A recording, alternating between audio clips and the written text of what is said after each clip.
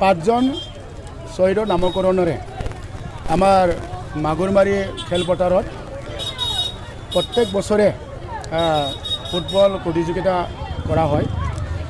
Corona মহামাৰীৰ কাৰণে যোৱা বছৰ খেলখন স্থগিত আছিল, নহ'লে 12 বছৰ হ'ল। এইবাৰ 11 বছৰ হ'ল। তো 11 বছৰ আজি অন্তিম খেল আছিল, ফাইনেল খেল। আৰু এই ফাইনেল খেলত নাওকাটা আৰু চোৱালাৰ মাজত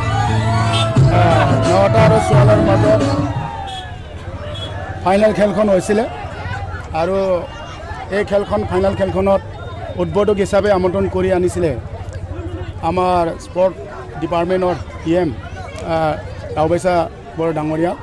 তেখেতে আহি কিনি খেলখন উদ্বোধন কৰিছে।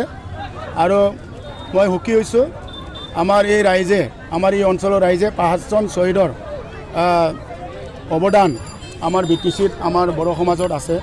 তেখেতসকলৰ নিজৰ জীৱনটো দান কৰি সমাজৰ কাৰণে যি সংগ্ৰাম কৰিছিলে আৰু তেখেতে মৃত্যু হৈ গ'ল। আমি জীয়াই থকা মানুহে তেখেতসকলৰ নামটো অমৰ হৈ ৰাখিব লাগিব। ইয়াত আমাৰ মাগুৰমাৰী স্পৰ্ট এছ'চিয়েশ্যনে উদ্যোগ লৈ প্ৰত্যেক বছৰে খেলখন মানে পাতা হয়। আমাৰ এই অঞ্চলৰ বিভিন্ন জাতি জনগোষ্ঠীয়ে এই খেলখনৰ সমৰ্থন কৰে।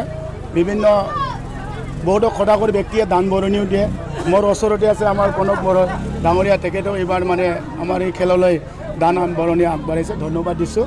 ঠিক তেনেকৈ বহুত সদাগৰ ব্যক্তিয়ে মানে প্ৰত্যেক বছৰে আমাক দান বৰঙণি দি এই খেলখনত আমাক সহায় কৰে। তো এইবাৰ মই ধন্যবাদ দিছোঁ যে আমাৰ এই অঞ্চলৰ ৰাইজে বিভিন্ন জাতিজন ইমান ভিতৰুৱা জেগা আমাৰ মাগুৰমাৰী ফিল্ডত আহি কিনি খেলখন উপভোগ কৰি আৰু খেলখন সমাপ্তলৈকে চাইছে।